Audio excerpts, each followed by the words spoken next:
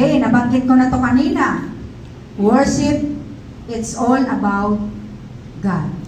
It's all about Him. Hindi ikaw ito.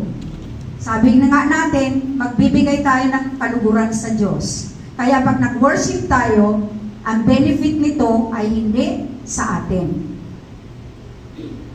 Sasabihin natin, I love to worship today.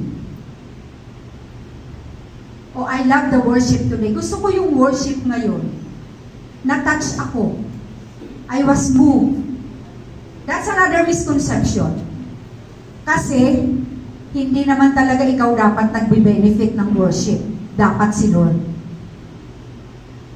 Wala akong nakuhang anything, parang wala akong benefit na nakuha sa worship ngayong gabi.